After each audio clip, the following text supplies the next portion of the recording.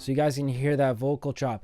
All of this came from me literally going into the vocal, soloing every quarter note. So what I like doing, my mindset, and I get this question a lot. It's actually a simple process that people kind of, some people don't really look at. I'll go like this. I'll go to the next one. I don't like that. I'll go to the next one.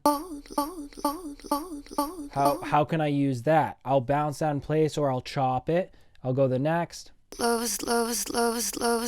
And you understand that this vocalist sung in the key of your track. So realistically, if you take any of these chops, they should melt and work and glue into your drop or whatever you're doing quite well, because it's sung in key. So don't worry about and don't overthink the process of pitch shifting and changing all this stuff. Sure, pitch shifting is definitely going to be something you'll want to do, or manipulating the actual pitch like I did here with a simple pitch corrector. All I'm doing is just grabbing a C there.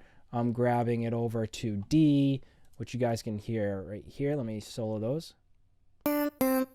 So that's all coming from the cut of the vocalist. The only way I know and have figured out how to make these melodies, guys, is trial and error. Some people say, no, like you're doing this, you're doing that.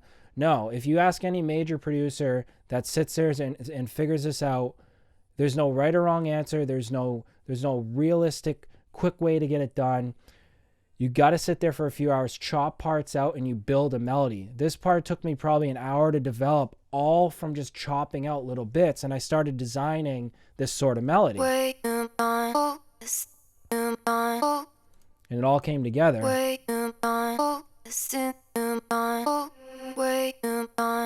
And creating reverse effects. You guys know reversing the audio. I talk about reverse in my notes a lot. I'll take audio parts that are working, I'll reverse it, create something abstract and just completely different out of it.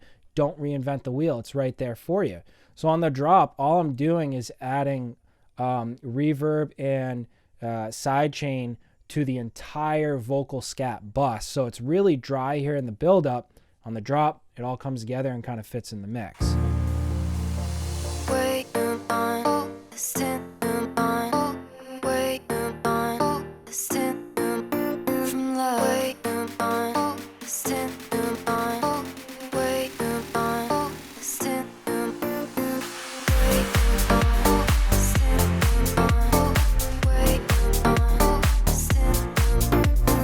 So the reverb and LFO tool turned on right there. You guys can see it's off on the break, and on the drop it's on. Simple bypass technique there.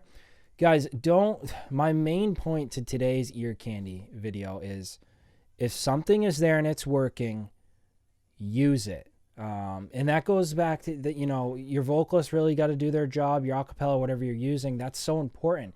If they did their job to really execute the top line part, why don't you do your job to execute as a creative? It's right there for you. Take your time. Don't rush the record. Don't put it out and say it's done if you didn't try a couple things.